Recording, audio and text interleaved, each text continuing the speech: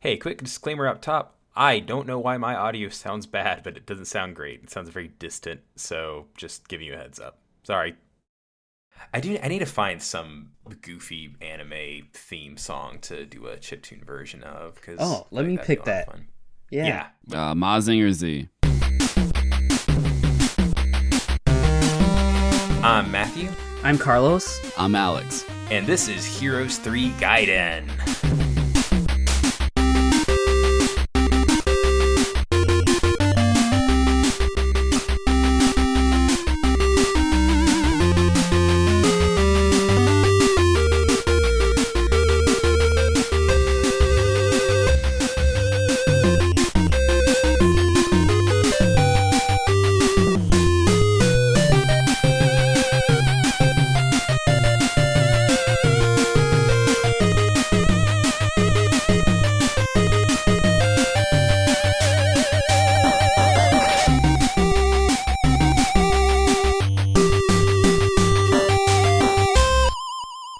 Welcome to Heroes 3 Gaiden, where we're taking a little detour from our normal kung fu movie focus thing and have some guests on to talk about some cool movies, and especially in the world of anime, Japanese animation. So this week we are taking a look at 2009 kind of movie Redline, which is produced by Madhouse, which we've seen before on the podcast, which is cool, and directed by Takeshi Koike. And it's this movie's wild. Yep. Movie rips. Yeah. But yeah, we have Alex from the Swim Fans podcast on. So thank you for joining us, Alex. Thanks for having me back on. Always good to have you on, Alex. It's been a while. Yeah. It's gotten to the point where when I hear your voice, I don't expect to talk back anymore. So this is actually kind of awkward. Oh, that's sad. I kind of feel that way too, though. But yeah, so we're here talking about Redline, and actually, Alex and I kind of have this almost shared history with this film. It's kind of like, I don't know. I feel like I have had an exceptional experience seeing this movie for the first time, and really it's thanks to you, Alex. So I guess before we start talking about the movie, maybe let's talk about that a little bit. Yeah. Yeah. So you want to go first because you're actually the one who showed me the what was the thing you sent me? Was it it was probably the the short, because before they actually made a feature out of Redline, there was like a short kind of teaser kind of trailer, but its own original thing called Redline, and it's basically an awesome music video. So what Redline is an animated feature. It's like a futuristic race. I think,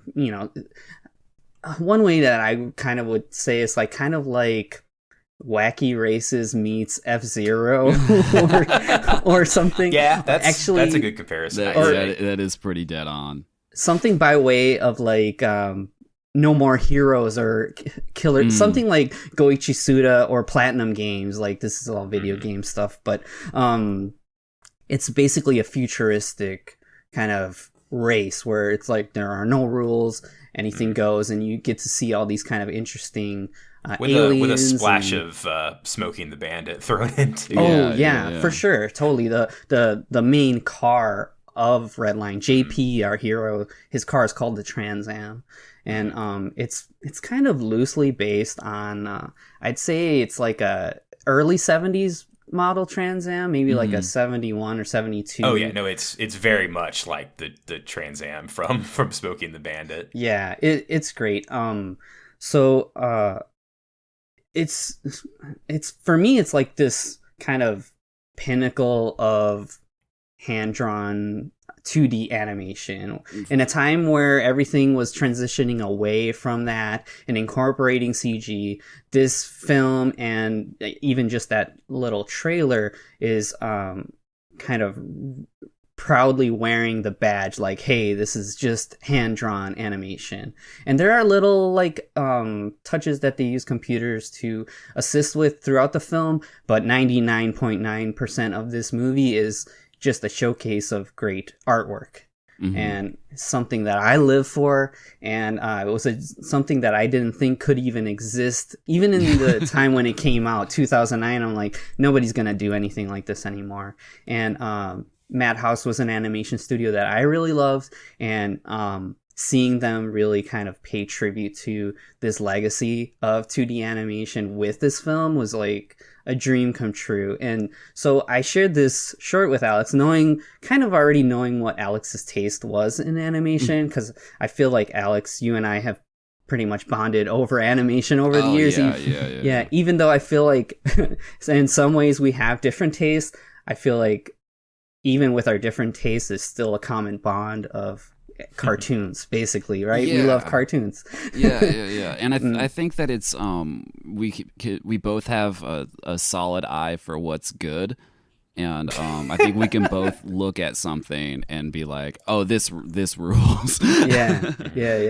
And it's not like to sound like very fancy about it either. Like, no, that's not I feel what like I mean. One of the fun things that we've done over the years is kind of having this back and forth argument about whether Akira or Sleeping Beauty is better. So which, we all know Sleeping Beauty's better. So and it's also this thing where it's like we love them both, right? But it's fun to kind of go back and forth on like, hey, okay, I love Akira, of course, but it's not perfect in certain ways, and I admit that, but I still will fight for Akira, right? But Sleeping Beauty is just like kind of like this astounding thing that exists. Well, anyways, okay. It's an interesting comparison between the two. Yeah, right. Like they're both landmarks of animation, but are for very, very different reasons. Mm-hmm. Yeah, They're like, totally. Yeah, and I think like Redline is up there too. Yeah. Like I don't know, probably the amount of time between Sleeping Beauty and Akira is similar to the distance between Akira and Redline. Oh, and Redline? Yeah, kind of, yeah. Sure.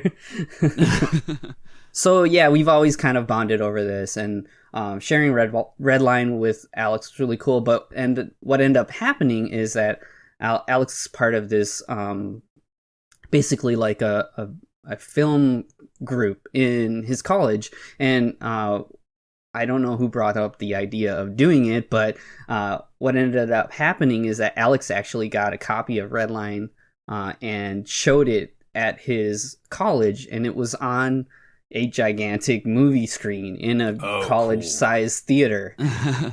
I actually have some stuff to say about that screening as well. Cool.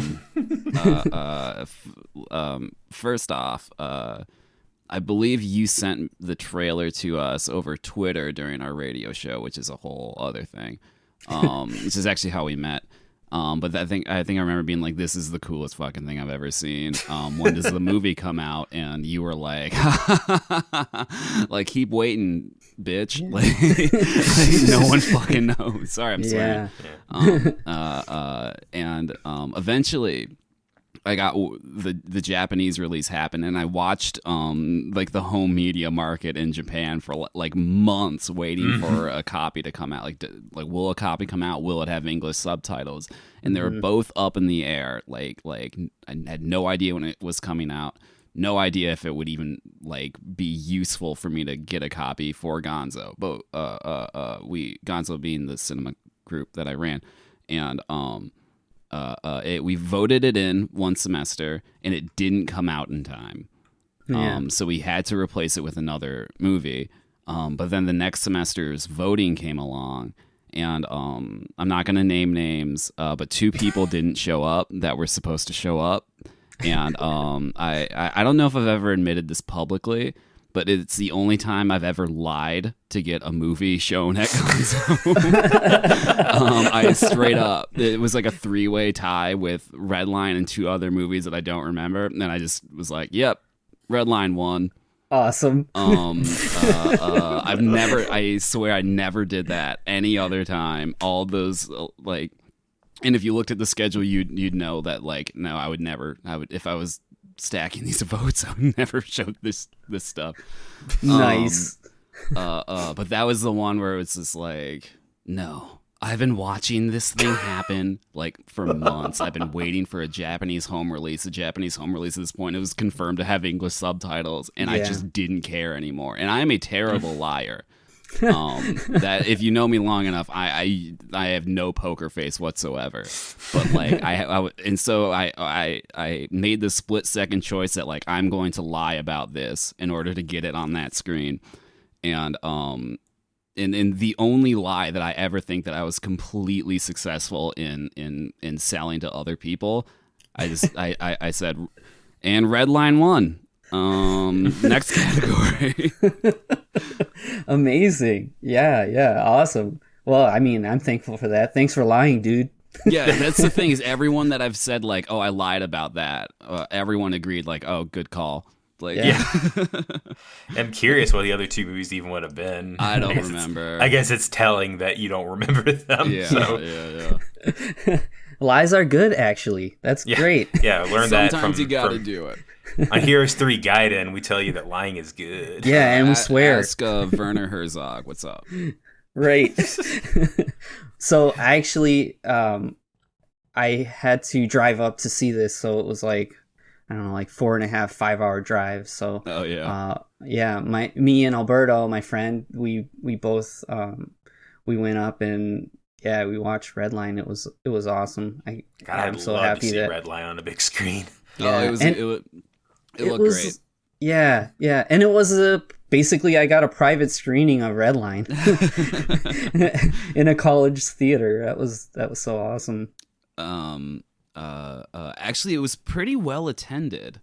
If I remember correctly, for our usual attendance, because we were like the non-theatrical screening group. Like there was like Campus Cinema, which would show like more recent films that weren't on video yet.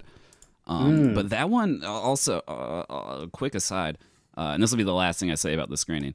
Afterwards, I walked to the back, and there were 3 like middle-aged people standing there, and they were like smiling, and I was like, oh, they just had to sit through this like assault of an anime movie, and I was like, how did you guys like it? And they loved it, and they were like, the guy with the pompadour, he was like Elvis, right? And I was like, yep, nice. Yes, he was.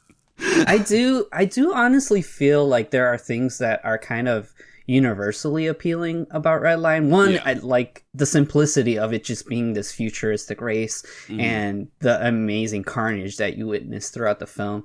Another thing I would say is Koike's Takeshi Koike, we should mention. He's the director of this film. This was his first directing like feature-length film. Feature-length, feature, whatever. Anyways, it's the first thing he did on his own, and he paired up with Katsuhito Ishii, who is somebody he had collaborated for a long time with, and Katsuhito Ishii is a pretty well-known director in his own right, and he's kind of known for doing these kind of weird, quirky live-action films.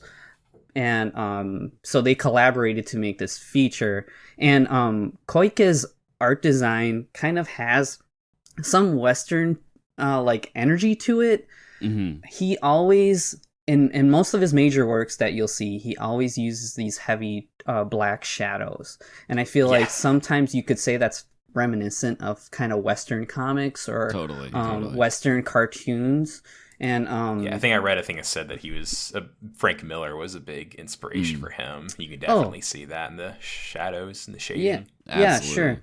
So all the characters in the film are colored basically in flats with some highlights, and then anything that's a shadow is handled just with a pure black. Yeah. It's really cool. It's so cool. Yeah, it gives its own style. And once you understand that signature, if you see other things that he's worked on, you're like, oh, of course, that's Koike. It's whenever you said that, you were in our group chat, you were sending a bunch of links to other stuff that he worked on, and one of them was the opening to Samurai Champloo. And as soon I hadn't watched that since I was a kid. And as soon as I saw it, I was like, "Oh yeah, that's it. That's him." Yeah, so it's that opening rules, by the way, and the Nujabes music. Oh yeah, super good. The other thing I really wanted to mention about this film, and of course, It's beautifully animated, and I mean, it's really hard to convey that on a podcast, but I feel like, honestly, if you haven't seen Redline, like, and you've enjoyed a cartoon at all in your entire life, Yeah. you owe it to yourself to watch Redline, because it's very easy to find because it is entirely in its entirety on YouTube for free. I think it might just be the dub, but the dub's fine. Yeah. It's funny that you said that about Elvis, because the guy that does JP kind of has like it's not like an Elvis impersonation, but it has like a little bit of that, which is kind of cool. So nice. The Japanese cast is really important too, though. It is, yeah. There's a lot of like pop stars and stuff that are doing voices, which is kind of cool. Huh. Yeah, JP, the main character, his voice actor is one of the members of the Japanese pop band SMAP, which is like kind of like, I think they hold one of the records for like the biggest like single in like history like of the world. Oh, really? Yeah. Wow. Yeah, it's pretty crazy. And I mean, they're kind of more than a boy band, like almost like a phenomenon the whole time they were around. And fun fact about him too, I don't know if he's very best to say, but he hasn't done too many other voicing, like voice roles, but one of the other ones he did is Hal from Howl's Moving Castle. Yeah. And that's surprising. He's really great in this. Yeah, I think so too. And Frisbee, the mechanic, is played by Tadanobu Asano, Kakihara, that we saw in Ichi the Killer. And this was his first animated role too. He was a frequent collaborator with Ishii. So movies like Funky Forest and The Taste of Tea, he's been in all those. I did want to call out Frisbee, the dubber for him is Liam O'Brien, obviously he's anime dubber. He's been in a billion things, but most people will probably know him now because he's one of the guys on Critical Role with Matt Mercer and all of them. Oh, so, wow. Okay. Yeah. Cool. Yeah, so there's a pretty cool like, cast. Cool, get that dub shit out of here. No, it's fine. I'll go on the record as saying I usually prefer dubs, because I like to watch the animation. Well, and that is what I was gonna say. I couldn't. I mean, if you want to watch dub, that's fine. For me, I always usually watch stuff in the original audio with subtitles. But Redline, such a visually striking film. If you just want to look at everything and not be distracted by anything else, watch it dubbed. Watch it raw. I feel like after we watched, this was like an experience that I've never also had before. Is after we finished watching Redline, we went back to your place, right, Alex? And then we just watched it again immediately. Yeah. Cool. And I feel like we watched it just straight in Japanese. We didn't even have subtitles on. Yeah. So I've never actually seen the dub because I my only copy of it is my Blu-ray that I imported. From way back Japan when I needed to get a copy of it before it was officially released in America. Yeah, it's so crazy. And Takashi Koike, the director, also. So I wanted to just talk about him a little bit before we kind of get into the movie. And I think we're just gonna be talking about Redline. We're not gonna kind of do the usual thing where we go from point to point and bring up the plot, because honestly, the plot isn't really that thick. I do enjoy things about it, but it's not super like worth getting into. But there's a big space race. The guy almost loses, but then gets into the even bigger space race and wins. Yeah, that's Redline.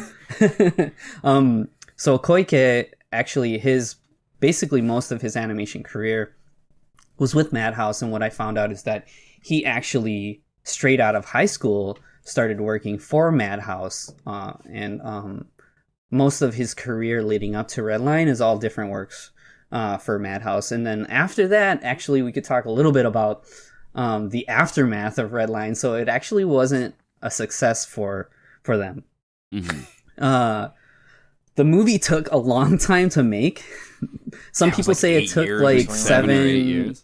Yeah, I've heard people say the reality is that it took more like 5 years, but even still, it was like such a long development and such a big build up to something that really didn't pay off the way that Madhouse wanted. This is an original idea, original property, not based on anything licensed or anything like that. So kind of it was a risk in this kind of late aughts, to kind of just drop. And actually, after Redline came out, Koike wouldn't work with Madhouse much, so he ended up working on some of the Lupin series. So there's actually like a couple TV series and a couple features that have kind of this signature, same kind of Redline style, but it's filtered through Lupin. So it's kind of cool if you wanted to check those out. And I've heard really good things. I haven't seen them myself. Yeah, I think I watched like the first episode when it came out because I knew it was him. But as I always do with TV shows, is I watch the first episode and go, "Oh, neat," and then I never touch them again. That is something I wanted to talk about when it comes to animation too. So like when you're watching a cartoon, or you'll see like the first episode and it just looks amazing. Then you watch episode 2 and it's like, oh, it's not, So like basically you just in the pilot. watch the pilot. So there's kind of it's like that energy of watching the first episode of an anime or of a TV show, or that big episode of a cartoon where the villains finally confront the heroes in this huge fight. Like that's like what all of Redline is that same energy. It's like it's like an energy drink of a film for your eyeballs, right? Oh, that's perfect. Yeah, it's really great. So there's a term that you'll see people like anime nerds use called sakuga, and I was gonna bring that up. Yeah, it basically means like I think it literally just means like drawing pictures, and it's kind of it's a Japanese term that's been kind of appropriated by Western anime culture to mean kind of like really well animated sequences or kind of animation. It's like the love of animation in animation. So an easy way to think of is like anytime there's a really cool anime fight, like in Naruto or something like that has a really high quality of animation, people will call that sakuga. And you can look up online, if you go on YouTube, you can find animators have like people put supercuts together of animators sakuga. So and there's a great Twitter called Random Sakuga that just shows really cool, super well animated clips from different. Yeah, for sure. And God bless those psychos. Yeah, for real. It's great. You'll see they're called MADs, MADs, and that's actually, it stands for Music Anime Doga, which means video. So it's like a music video just showcasing really nice animated clips. Oh, cool. And through that you can find like animators, like you find like when you watch a film, you see like in like something like Redline, most of the film has the same kind of quality to it where it's like super nice and everything's very on model, but you will see a couple moments in the movie where it kind of drastically changes based on what's happening. There's some wild squash and stretch in some sequences. Yeah.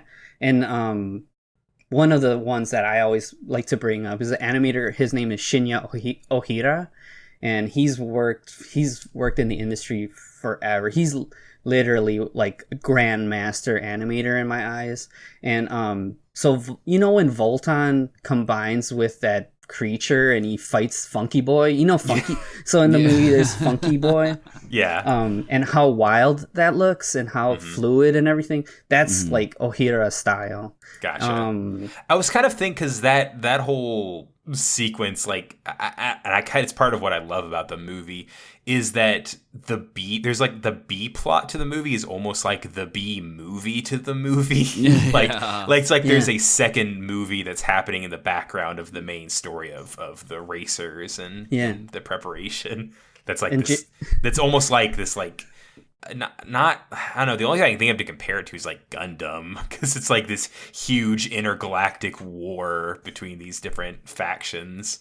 Yeah, I think stylistically I that gives me a lot of Akira energy though, when Funky Boy shows up. Lots of weirerd melting when he things and when that guy and stuff. fuses with that thing. Yeah, right. Yeah, totally. Yeah, that's what I'm talking about. Yeah. But Koike, he did so much for this film. Like, besides just being a director, he did like storyboards. He was a key animator on the movie. He's like the animation like supervisor. So like you'll see a lot of the behind the scenes footage. You know, he's very passionate, very like super into like seeing everything. I don't know. I think it's like so cool that this movie exists. It is. It's really wild to me that it didn't succeed, because I feel like if you show like any person with firing synapses like 30 seconds of any 30 seconds of Redline, they'd be like, yeah, show me that. You tell me this. You got like an hour and 40 more minutes of this. Like, yeah, sign me up, man. Yeah, I guess we could talk about the plot a little bit since we were starting to talk about stuff like that. So Yeah. I don't know, Matthew, if you wanted to do like a back of the VHS kind of thing. This here's 3 Gaiden, baby. Yeah, cool. Get No wild out here. rules. No rules. No rules. Marty leaves, so the kids come out to play. So That was the theme of the film, like production wise, was let's make a movie that defies all logic. So kind of like, yeah, let's do whatever the hell we want right now. I gotcha. But yeah, I will say, obviously, I love the rest of the movie, but the opening race, the yellow line race, is the best part of the movie, in my opinion. It's like so good. It's incredible. Like if you watch, like you'll find there's a super high quality version of just the opening race on YouTube. If you watch nothing else from this, watch that, and you'll want to watch the rest of the movie because it's outrageously amazing. There's so much like characterization and world building done in 10 minutes. Yeah. In addition to having like this insane sense of speed. That's like one thing about this movie that I love is that there's no real throwaway characters in it. Like it feels every character feels like they have a complete backstory, even if they're on screen for like literally 2 seconds. Yeah. Yeah. I love sure. the little boy with his dad messing around with the camera. He's in during 2 scenes, and it captures everything that is you need to know about. It's like this. Yeah, you learn so much amazing- about them in those 2 shots they're in. It's this incredible race, and then whenever like all of the cars go by, and after like a second it's done, and then everyone just starts cheering. Yeah, and the music by James Shimoji, it's like this kind of throbbing, like pulse pounding, kind of EDM, but there's like guitars where there needs to be guitars. But especially in this first race, you're just kind of enraptured, you know, visually and audibly with what's gonna happen, who's gonna win this race. It's taking place on this planet. I like it too because it's kind of like a dog person planet, but there's all these different races. So like you said, those little weird alien kid with his glasses, and there's like weird long lanky looking creatures, but like you were saying, Alex, there's even characters you only see for a moment. They'll get their own like kind of stamp of personality, because one of the racers in the yellow line race is from this planet, and you see it's like a dog dude with his like goggles on and stuff. So yeah, they're like it's this planet's own. Yeah, and just little things like that really kind of build a world that you'll never see. And what I do know is that they at some point they were talking about before they made a feature, they were going to make a TV series out of this. So they had a Bible full of notes for characters. I believe and they had to really kind of simplify everybody down because they wouldn't have time to go over all the details. One of the things I remember is that Sonoshi, in the designs that they had for her, she had like a robot assistant and like her own kind of weird other background. But yeah, that's probably why the characters feel so real in the movie, because they had a lot of stuff to pull from that they didn't end up using. Yeah. But whenever I first watched the movie, I knew nothing about it except for it was a really well animated movie with cars and racing. That was all I knew about it going into it. So whenever they're introducing all of the racers, and they're saying like, oh, this is like the magical princess who uses this thing in her car, and then JP with the Trans Am. Yeah. Yeah, nice. Yeah, he's got a Pontiac. What's up? Yeah. He's got possibly hundreds of years old car. Yeah, I do like the difference between Sonoshi's vehicle and JP's. Yeah. Sonoshi they call it the crab Sonoshi, and it kind of aesthetically kind of looks like a crab. It's colored like a crab, but it's this very round, bubbly type vehicle. It's like a hover car. And then JP has this Trans Am. Oh, it's called the Trans Am 20,000 WR. That's the name of the car. And it's very angular and very cubic in its own design. Mm-hmm. So I gotcha. Yeah, I feel like they play off each other really well. The one thing I found out was random fact that maybe it's not so fun. I don't know. You guys know what Cherry Boy means? Oh, I was gonna found say that. out. I literally found that out just like yesterday, and I was like, "Oh, Cherry Boy means a virgin." So it's like a so it's male virgin version. Hunter. Yeah, you can name a girl that. You can't name a guy that. Yeah. You name a guy Virgin Hunter, it's a little more problematic. And but it's cool because in the movie she's like, "Wait, what did they call me?" Yeah, she's kind of mad about it. Yeah. The one other thing I found out was that JP, this is on the Japanese Wikipedia page for Redline. JP stands for Joshua Punkhead. What? Oh, yeah. That's such a Japanese name. Yeah, that's his name. Joshua Punkhead. Yep. And they call him Sweet JP. And what you find out about that is that he's like a nice guy. Yeah. And it kind of... His character in the movie is like he only cares about racing. So in Redline, there are no rules, so everybody can use weapons, and you'll see people using really underhanded techniques to win. And he doesn't want any weapons on his car. He just wants to race. Yeah. So they kind of call him Sweet JP. He's like too nice to use a knife or something. He does pull out a knife, but it's a comb knife. I guess I kind of thought Sweet JP was like an ironic name. Because he was arrested for fixing races. Oh, I like that too. Yeah, that's cool.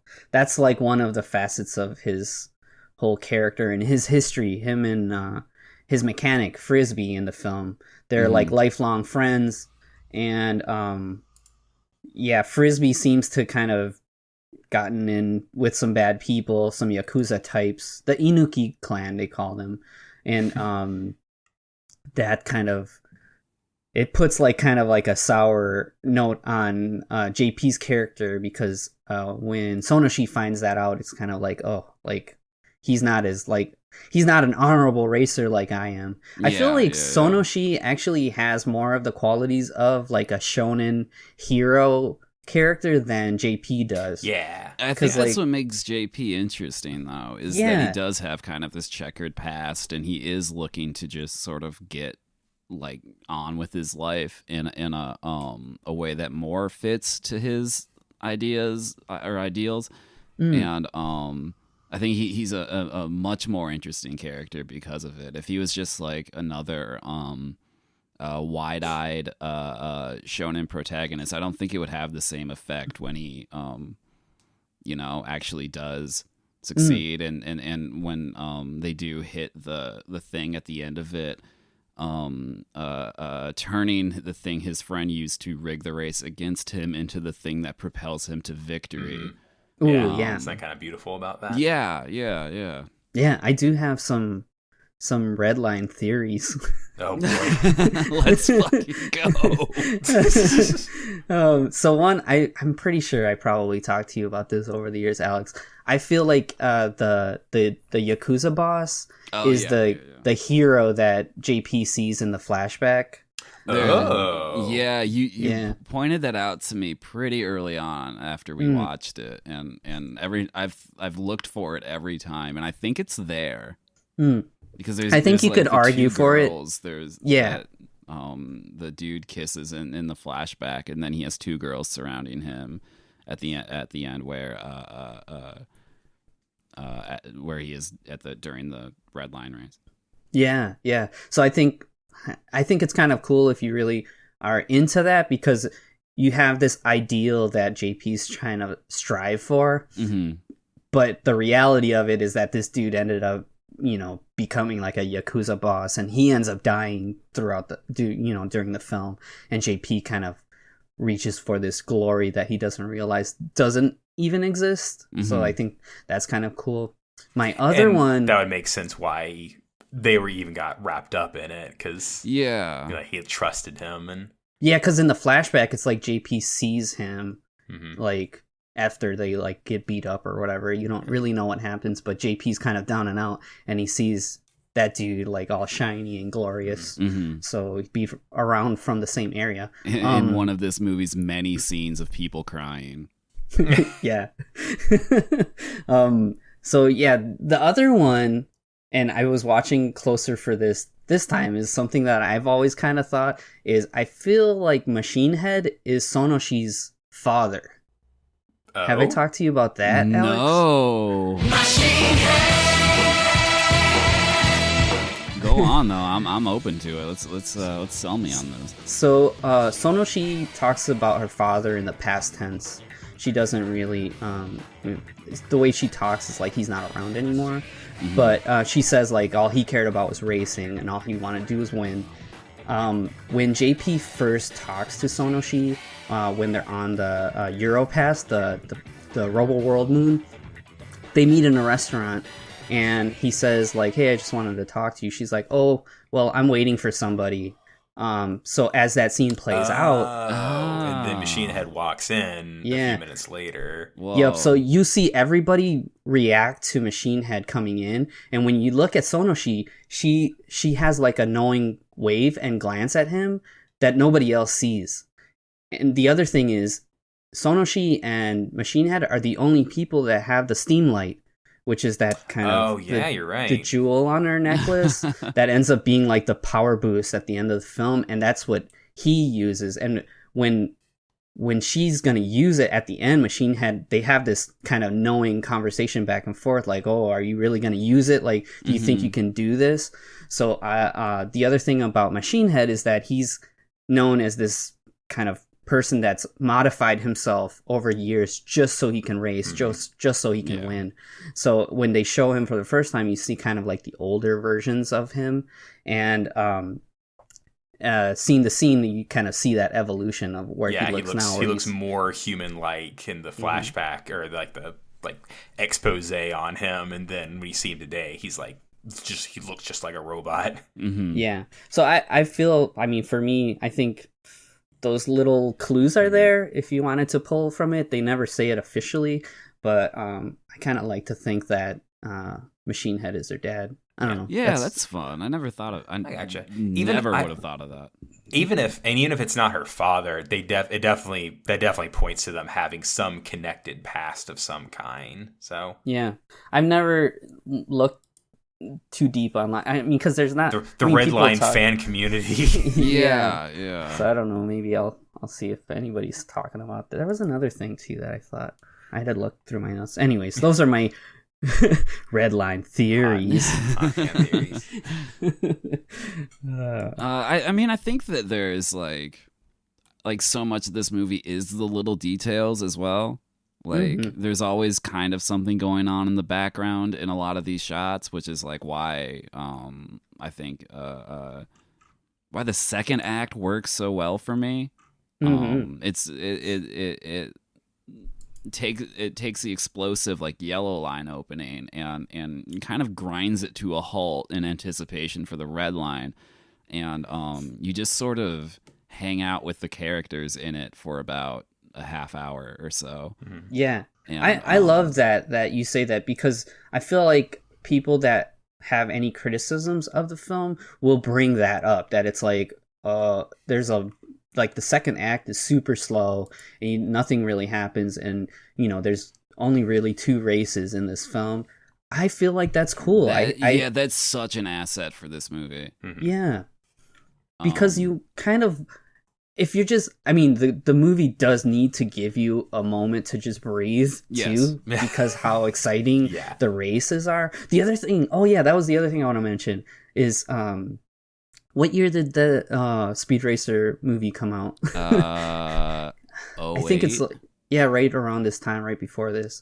Yeah. Like the opening for that film, like kind of is like it's like one of my favorite things ever. It's amazing. It's a movie. That movie, I swear to God, that movie's a masterpiece. Yeah, and like especially that beginning, and Yeah. Yellow Line is a really good like animated like counterpart to that opening race in the Speed Racer film. And honestly, you could draw a comparison between Speed Racer and Redline too, because it's like this death-defying race. There's cars blowing up left and right. And they both were incredibly unsuccessful at the box office. Yeah, totally. Yes, you're totally right. That's funny. But yeah, so like Yellow Line happens in the film. JP's just about to win, but Sonoshi wins because Frisbee ignites this bomb that was planted because he needs the race to be fixed so they can win. And it's weird too because he's doing that to get the money to pay for the stuff that he does for JP, really. Yeah. Like they want a nicer engine, they want to be able to pay for the stuff that they have, and he wants JP to have the best of the best so he can do good. But at the same time, he's working with the mob and has to kind of sabotage JP, and it seems like this happens a lot. I feel like, so my impression of that was that they got paid more from the mafia than they did for winning the race. And that JP needed the money or else he would go back to jail. Yep. That's kind of the impression I got, which is why they kept doing this particular grift. Yeah. And it's crazy because like Redline is like the biggest of the big, right? But they're still kind of trapped in this web. And Frisbee really, when he talks to JP about it, he's like, it's not like a negotiation. He's like, there's no choice. We have to do this. It's great. Both of them insist, and they don't ever like really either of them come to a conclusion. They're just like, no, we're doing it my way. And then Frisbee will go, okay, my way it is. Like, right. I do like that about JP charming. too, because he morally, he knows all this is happening, and it's not like he doesn't have like a sense of justice about it. He knows it's happening, but he's still so focused on winning the race that he just lets this kind of shady stuff happen. Yeah, so then like what we were saying, the second act really sets up all the players for Redline, the final race. And Redline, JP gets into Redline because he's voted in because he two of the guys that qualified aren't gonna race because it's on Robo World. Yeah, there's this whole like political background that like the Redline race is completely illegal, and the government of Robo World, it's like a sacred religious site or something like that is where they're having the race, and so the government of Robo World doesn't want them to where they're doing fucked up weapon experiments and stuff. Yeah. I swore again.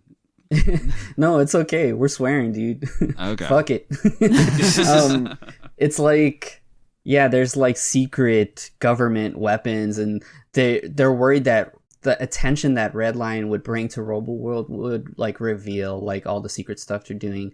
But also you've got an organization that doesn't show up at all, but the Racing Commission has a couple of racers that have their own kind of secret agendas too. So we could go over the other racers for Redline. I think I took some notes on these dudes.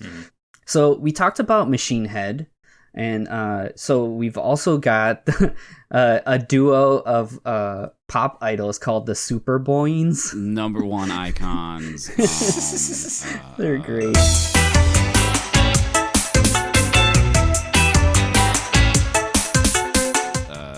My personal favorite Redline racing team.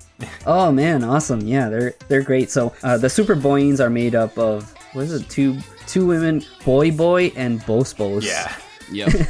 And they have a vehicle called the Boing car, which it's even when you see it the first time, you're like, that changes into a robot. Yeah. That's a blow up doll. Yeah. It changes into a robot with boobs, and it does. Yep. It's so cool because it's totally like a Mazinger Z, like Aphrodite, robot with like boobs. She doesn't shoot boob rockets, but the cockpit are like boobs. And so boobs, yeah. So. Yeah. And the tail end of this movie gets real super robot-y. Yeah, and like the first part isn't as like fantastical, which I think is part of why I like it. It's like it's crazy and sci-fi, but it gets real wacky in the movie. Yeah, because Robo World is defending themselves against the race, which I really like. Because like the first thing that happens, and actually the way this race starts is they drop them like from like high altitude. Like all the racers get dropped.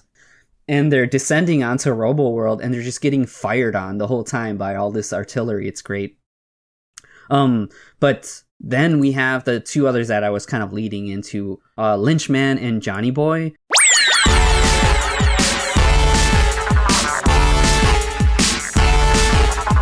They're like two, like, I don't know, like seem like super villains, or they call themselves bounty hunters. But I got the impression they were superheroes because their whole there's the news broadcast in the second act, and their whole thing is edited like a toku thing. Yeah, and it says great. that he has, like, Lynchman has a movie studio. Yeah. Like in that little trailer. Yeah, and they have like a website at the end of their thing. Yeah. Did y'all think that Johnny Boy looked kind of like Beavis? Yeah, that's what I was gonna say. Okay. He looks like a No More Heroes version of Beavis. I need to look this up. Sorry. Yeah. Keep going. Totally. Keep going. Yeah. Yep. So, Lynchman and Johnny Boy, they've got like this kind of secret mission to sabotage Robo World. What Robo World has, they have like this satellite beam, something like Soul and Akira, that they're ready to just destroy everybody once they start Redline. And Lynchman and Johnny Boy are able to disable the laser, so the race can start. He does look like Beavis. Yeah, dude, it's great. I really love their little like calisthenics martial arts warm up. Get into the base. That's really, really fun. That's fun. And then there's also Trava and Shinkai, which are like it's kind of like your standard like kind of hot-blooded guy and his like more cool kind of nerdy sidekick. But what's cool about them is that there was like an OVA in the same universe that was made like 6 years or something before Redline came out. And it's cool. It was a thing that I had read about when I first watched Redline, but then actually watched it this time, and it's pretty neat. It's weird seeing like it's Redline but on like more of a TV budget.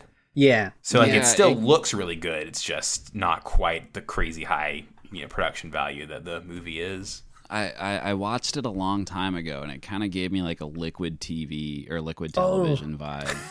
Yeah, that's the coloring and stuff.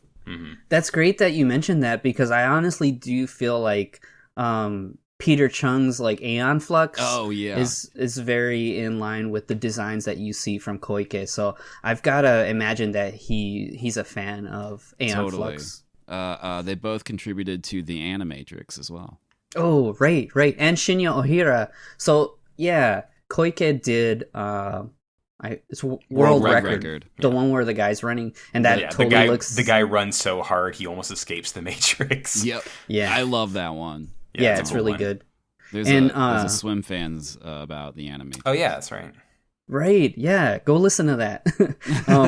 So there's the one right after that is the one where the kid's escaping from the agents in school. Yeah. Do you remember that one? I forget what it's called. Anyways, that's Shinya Ohira. He does animation in that, and you can see that really, really very almost impressionistic style of animation. That's I think kind it's of called his Kid staple. Story. Yeah, okay. Yeah, that's the one that follows immediately right after World Record. So yeah, Shinkai and Trava, their car is called the Speedmaster, and that in the Trava Fist Planet, they have like this away ship basically that they use to go do stuff, and in Fist Planet, that's called the Speedmaster. So even though it doesn't look the same in Redline, it's named after the thing in the OVA, which is pretty cool. Yeah, that's great. We've also got Gory Rider, who's like this like policeman, like this like badass like I don't know, he's like a dirty cop basically. And his whole thing, I mean, obviously everybody wants to win Redline, but he's kind of on the chase for Miki and Todoroki, who are two other racers that are kind of like these criminal dudes. And I like that Gory has this Arnold T2 like I'm so happy you brought that up. He does the shotgun reload. The shotgun around to reload it. Yeah, that's really cool. I love seeing stuff like that. Did you look into stuff about his voice actor? So so Daisuke Gori was the voice for Gori Rider, and actually it was his last role. But Daisuke Gori's legendary voice actor that I've always loved, and I mean, it was really sad to hear about his passing. He's Heihachi from the Tekken games. Whoa. And he was Mr. Satan in Dragon Ball Z. Yeah. Yep. Very, very distinct voice. And connected to the podcast that I found is that he was the narrator in the Cutie Honey anime from the 70s, and he did E Honda in the animated Street Fighter 2 movie that we talked about. Oh, perfect. Yeah, of course. You love E Honda, Carlos. Yeah. Oh, man. We shouldn't talk about that too much. For the listeners, Alex plays E Honda in Super Turbo. I play Fei Long, and I have a long history of losing to Alex's E Honda. So a very long history of losing to my E Honda. It's kind of bad.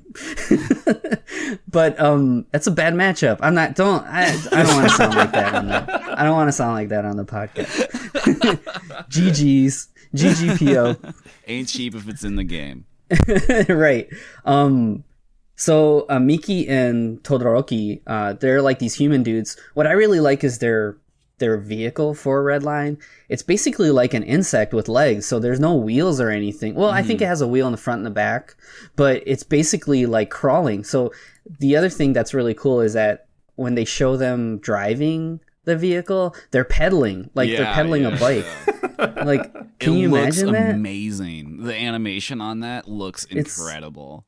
It's great. The way that, like even more so than a lot of the other stuff in it, they're like throwing their weight around, like pedaling, and it looks like they're just in a hot like a submarine or something. Yeah, like it looks amazing. And they're like, when they're really trying to go for it, you see they're like pounding their thighs, like an athlete just pushing themselves to the limit just to keep in the race. It's great. Before I saw the movie, there's a really great trailer for Redline. I mean, there's not a bad trailer for Redline, because just to look at 10 seconds of footage from Redline is enough to sell someone on Redline. But it's just a highlight of amazing shots from Redline set to Redline Day, and they include like those shots in it too, and they're completely correct to do so. Yeah. It's the thing about the race. So Redline starts and everybody falls in, and everybody's getting attacked. Robo World sends out all their soldiers. Also there's a little kind of back and forth between this soldier. His name is Deizuna, and Trava and Shinkai. So in the film, they say that Trava and Shinkai are like kind of deserters from the Robo World army, and Deizuna is this soldier that seems like they were friends, but now he feels betrayed by them. So he's kind of got this vendetta against Trava and Shinkai, and it's kind of cool. And I feel like they could have built on it a little more, but Deizuna ends up going AWOL from the Robo World army just so he can join the race to get at Trava, which I think is super cool. And I mean, there's a lot going on in this last race, but that's kind of another little fun facet to the race that I really feel like could have been expanded into kind of a climactic scene. Yeah. Also, a lot of crying. Yeah. Oh, and that's actually important to Deizuna, because Deizuna, they say that's how he powers up, is by crying. Yeah, when he cries. Yep. And you've also got the Voltan, the colonel from the Robo World army. He's kind of like, I don't know, he gives me like Captain America energy, or I guess more like Homelander from The Boys, like this twisted heroic energy to him that I really enjoy. There is a real like negative kind of nationalism to his design. It's really good. It's very cool. And you could almost argue he's got like his own pompadour with the way that his helmet he's looks. Dark Pompadour. Absolutely. Yeah. I like that. Dark Pompadour sounds like a Sailor Moon villain. Yeah. As the race is continuing, Gory Rider ends up crashing into this underground area, and what you find out is that they're holding this secret biological weapon called Funky Boy. Funky Boy. I love the way they say it. It's cool because it seems like this ancient creature that's trapped in a block of kind of ice, it almost looks like. And it ends up escaping in the middle of the race. So this is what I was saying is kind of like Akira to me, where it's like this world-ending cataclysmic thing. And it has to get attacked by an orbital cannon. Yeah, so they end up having to use that laser on Funky Boy because Funky Boy, uncontrolled, could just destroy everything. I really like how Funky Boy's basically like a child. It's like a baby, but like this world-ending baby. Yeah, it's really cool. And Gygus. Yeah, for sure. When it shoots its like laser, it has like a baby's cry that turns into this high-pitched noise, and just immediately you see so much destruction. And the other thing that I really love about Redline is, you know, if you watch a lot of cartoons and you're watching a scene, you can immediately see when there's something that isn't painted, that, you know, it's like there's the background and you're like, that's going to move because it's a painted cell. Yep. In Redline, it's almost hard to tell what's what because everything's so in line with it. Like everything has the same kind of polish to it. And they have such a tight grasp of the color palette. Yeah, it's really awesome when you see like instances of background animation in Redline because it's just, I don't know what these guys were up to, and I don't know if anybody slept while they were making this in that 5 to 8 years, but it's just like, I'm so thankful that it exists and that we can watch it over and over and over and over. And I've talked about on the podcast before how sometimes you don't want to see stuff in high definition because it kind of takes away from it. I take all that back with this episode because Redline, you honestly watch it on the biggest TV you have and the best definition that you can watch it in because 100%. It just deserves it. So, okay, let's see. What else do we want to talk about? One thing that I love is that we talked about it briefly, but I love that Redline is like literally the biggest thing in the galaxy. Like, there's an entire news network that is just talking about this race that apparently only happens once every 5 years. Yep. And the TV has like these like features kind of on all the different racers, and that's how you get to learn about them. But one of my favorite it has to be a joke in the movie is whenever Sonoshi sees them doing like a thing about her, then there's like a close-up of her working on something, and she says, "Oh, it's a great shot of my ass," and then it immediately cuts to her boobs when she's sitting on the couch. I think that's a joke. Yeah, that's pretty good. I like it. I wanted to defend the second act of Redline more. Oh yeah, go for it. I mean, I don't want you to think that I don't like the second act of it. I don't think you're saying that at all. Yeah. But I want to defend that like this movie slows down in like really key moments. And I think that's really the sign of like knowing when to slow down is just as important as knowing when to speed up. And if you look at a movie, like in racing, I love this movie. The movie stops driving and starts racing, as Speed Racer would say. The movie Dead Leaves is actually a movie I really like, but is about half the length of Redline, but feels longer than Redline because it just doesn't stop. Yeah. Which is and like kind of the point of Dead Leaves is that like maybe maybe this is a movie designed to be shown at like raves or something. Yeah, like, that nice. might be the optimal venue for it. Like a cheap projector blasting across a blank wall at an underground rave, which is great, and I love Dead Leaves. But there would be no shot of the main characters of Dead Leaves lying in a bed of flowers for 45 seconds. Oh, that's like one of my favorite moments. Yeah, so yeah, JP ends up crashing his bike and he flies and he lands in this like JP field of eats flowers. shit so many times in this movie. It's Oh, great. yeah. Great. It's great. You go slam cut from like death defying speed to just stopping immediately, and it holds on it. It's great. It's brilliantly paced. In this moment, he actually has like this flashback Literally of sees his life flash right? before his eyes. Yeah. But it's so cool because he lands and he survives and he's just laying there and you see his eyes flare with a fire of like determination. And it's like super chill and casual, but it's like the most hot-blooded like anime moment in the whole movie. I love it so much. Yeah, it's good. Yeah, I'm pretty sure that Koike worked on Dead Leaves too, Alex. I think he did. I think I looked it up and he did. That's cool. Or you sent something that said he did. I don't know. I remember reading that recently. Yeah. The other thing, Koike worked on this Iron Man anime pilot for Madhouse.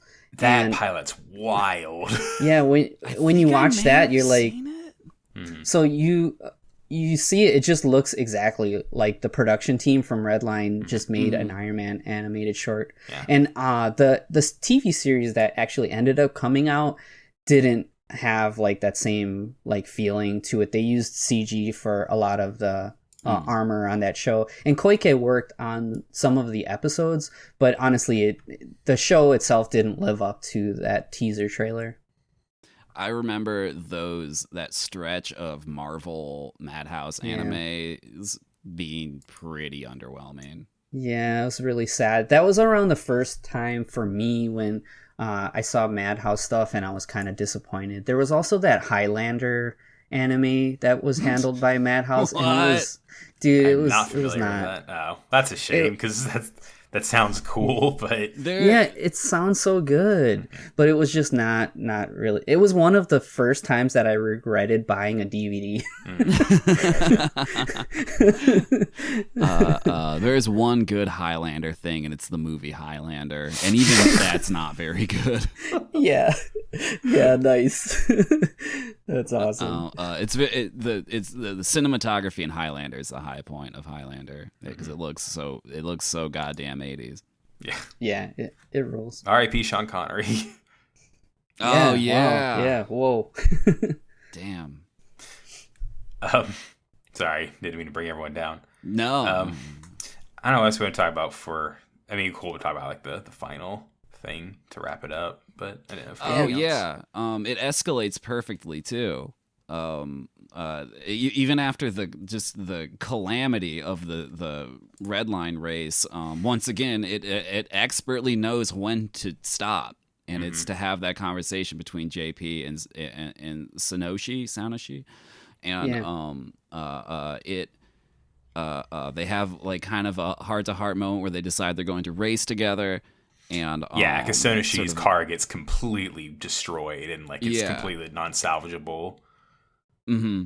And he's like, I'm going to take you to the end of this race. And then they drive off, and there's a masterful transition between where they are and then the final part of the race. And it's so stylish in the way that it moves from like we're nowhere near the end of the race till they go through like a tiny mountain pass, and then it's all of a sudden it's the end of the race. It's I don't think it's supposed to be literal. I think it's supposed to be like this is just a wonderful transition. And then they start like paying off on a lot of the stuff they introduced earlier, the blue stone steamlight. Yeah, steamlight. That pays off in a good way because you understand that it's this really powerful version of the thing you already know about, and seeing sort of like this like machine head using two of them, like you understand the weight of everything that's happening, and it's great. And I feel like, oh God, should I can shut up. Did you guys see? No, you're fine, dude. Did you guys see, what was that last Star Wars movie? The Rise of Skywalker. Rise of Skywalker. Where's this going? They try to do an anime ending, and they fuck it up so bad. They don't get anything about the setup of that, because they don't properly like escalate. And they do this thing where it's like, put out a call for every spaceship to show up at the end of the movie. It's like what they say. And then there's no like I'm gonna go to like 9 different references in like 30 seconds. There's a scene in The Birds with Alfred Hitchcock's The Birds, where you see some birds landing behind Tippi Hedren. She turns away. She looks back. There's like 4 birds there now. Absolutely terrifying. She looks away. She looks back. There's like 60 fucking birds on this jungle gym, and it's really shocking. And it's because you know what the bird means. You know what one bird can do, and when they introduce 60 of them, it just explodes your expectations in this incredible way. Star Wars, they start with every ship show up at this location, and then you're supposed to get this sort of like hot-blooded reaction when all of them do exactly what they were told. That's not how you escalate something. When Summer Wars escalates, you understand the weight of what one account means in this game of betting accounts. All of them show up, and then all of a sudden people start sacrificing their own accounts for this game. That's deeply meaningful because you understand what losing your account means. And when like millions of people start doing it, it escalates into something massive. And when it gets like massive, you get like this insane emotional payoff. Star Wars doesn't fucking do that. They just say everyone show up at the end of the thing. Fuck. Sorry. Whoa. So Redline. Redline. They do it well. Yeah, they do. Yeah, you're right. They set it up properly, because they set up that there's this like that they have the steam light, and it comes down to just JP and Machine Head, or I guess JP and Sonoshi and Machine Head, and like we were saying before, they're using everything they got. There's this cool shot of them on like this like Hot Wheels track that goes to the ending of the race. And, hell yeah. And there's just these two, it's super anime with like the blue light and the red light that's like the fire shooting off of the two cars. And then the final, like they need a tiny bit of juice just to get them ahead. And Frisbee accidentally detonates the bomb, because even though he didn't need to, because they took out the mafia guys. Well, it's not Frisbee, it's the other dude that was the mechanic. Yeah, because he was actually, it's funny because he's so cautioned about them doing anything because he thinks it's really dangerous. But by the end of the film, he's so excited. He's all drunk and all crazy, cheering him on. And he's actually the guy that grabs the detonator and uses it, which is like, holy crap, what's going on? Yep. So that's actually the final thing that propels them forward. And I love that it ends up, this is a dumb reference too, but it reminds me almost of Talladega Nights. Because, like, at the end, they're just running outside of their cars to finish the race. Nice. But in this... Oh, that was my other theory. It's so destroyed is that they're outside the cars. What were you going to say, Carlos? Sorry. That was my other theory, that I kind of feel like they don't show anything after, so they fly through the finish line and everything. You could almost think that they died like in that explosion, and it was like there's not like they were dead the whole time. All right. You know, like, but like with that explosion, maybe they actually like died, and it was like their pure drivenness that like pushed them past the finish line, because that's when the movie ends. They don't show you anything past that, and they're like running, like it's almost like spiritual, seeing them like running in midair to like beyond that finish line. I mean, I don't know, that's like one of my other things, but I feel like I mean obviously using real life physics in this kind of movie is silly, but that's if true. Earlier in the movie, whenever JP crashes at the yellow line race, they would be cleaning him out with a hose. Like, Yeah, that's really good. so if he's able to make that, then they'd be able to make this final. If I had like chips on the table, I'd put all my chips on Machine Head being Sonoshi's dad.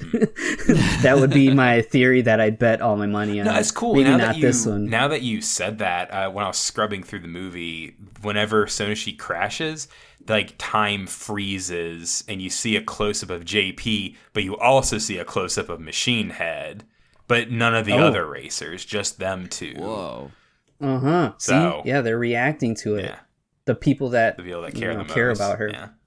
You know, This sounds also like a great really excuse to watch Redline again. That's true. That's true. Yeah, totally. I also love that the Trans Am has that central wheel once they upgrade it, and it ends up becoming like this tricycle kind of hot rod looking thing. When Lynchman like sends one of his like claws at the car, it pulls away. And the other thing I wanted to mention too is that during production they made models of all the cars. So when you see the behind the scene footage, they have like actually physical models that they made for each of the cars for the movie, and I'm super jealous of that. Yeah, I'm sure there's some former Madhouse employee that has one of them just sitting in his den. I want to say they did make some models from this public thing that they sold. I want to say my Blu-ray copy came with a pamphlet that advertised them. Oh man, that's so cool. I want it.